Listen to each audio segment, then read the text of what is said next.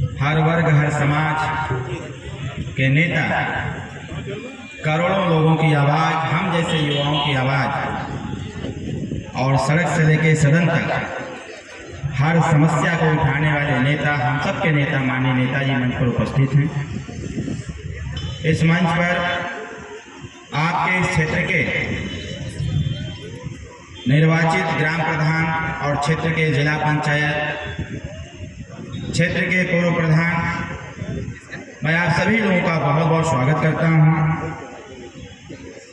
हाटा से लेकर के यहाँ तक स्वागत में लगे हमारे युवा साथी, जिन लोगों ने हाटा से यहाँ तक माननीय नेताजी को लाने का काम किया और जगह जगह माला फूल से स्वागत करने का कार्य किया है, ऐसे तमाम युवा साथियों का भी मैं बहुत बहुत धन्यवाद देता हूँ।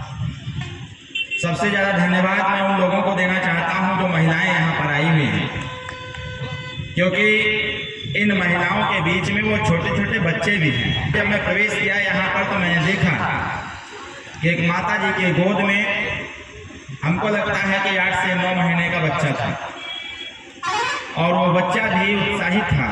जितना वो माता उत्साहित है उतने वो बच्चा भी उत्साहित था कि हम किसी नेता के कार्यक्रम में जा रहे हैं। मैं महिलाओं को भी बहुत बहुत धन्यवाद देता हूं, उनको शुभकामनाएं देता हूं।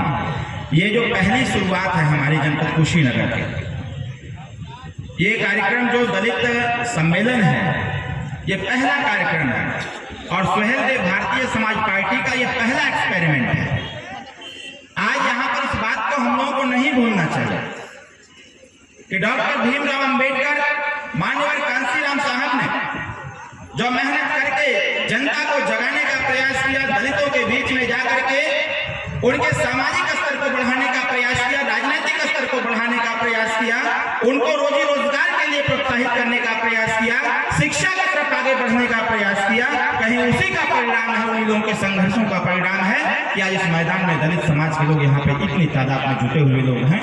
ये देन अगर किसी के है तो माननीय कांशीराम साहब और डॉक्टर भीमराव अम्बेडकर। हम आप यहाँ पर क्यों उपस्थित हैं? ये बार बार दलित का शब्द क्यों आ रहा है? ये बार बार दलितों के लिए चिंता का विषय क्यों बना हुआ है? दलित मतलब दबाया गया है, दलित मतलब कि दबाया गया समाज, उसको भगाया गया समाज, सामाजिक, शैक्षणिक, राजनीतिक, आर्थिक दृष्टिकोण से पिछड़ा गया समाज। देश को आजाद हुए लगभग 77 साल बीते। वोट 1952 से लगातार वोट दिया जा रहा है। डॉक्टर भीमराव अम्बेडकर साहब ने 1950 में संविधान दे दिया और जब संविधान दिया तो संविधान सिर्फ दलितों के लिए नहीं था, वो संविधान इस देश में रहने वाले हर जाति, हर आर्थिक दृष्टिकोण से समाजवादी तत्वों द्वारा उनके हिस्सेदारी को छीन लिया गया, उनके घरों को जला दिया गया, उनके जमीन को छीन लिया गया। ऐसे लोगों को न्याय देने का काम कोई करेगा तो डॉक्टर भीमराव अम्बेडकर का संविधान देने का कार्य करेगा। और डॉक्टर भीमराव अम्बेडकर का संविधान जब 1950 में लागू हुआ तो यही सोच के हुआ था कि जिस गरीब को दवाई नहीं मिलेगा, जिस गरीब को दवाई नहीं मिलता है, इलाज का भाव में मृत्यु हो जाता है, यह संविधान उसको दवा देने का कार्य करेगा। जिस गरीब की झुग्गी और झोपड़ी जला दी गई है उसको आवाज दिलाने का काम कोई करेगा तो देश का संविधान करने का प्रयास करेगा। इस उत्तर प्रदेश और देश में जो गरीब परिवार के लोग शिक्षित नहीं कर पाते हैं, पढ़ाई नहीं कर पाते हैं, ऐसे लोगों को शिक्षा दिलाने का काम कोई करेगा तो देश का संविधान करेगा।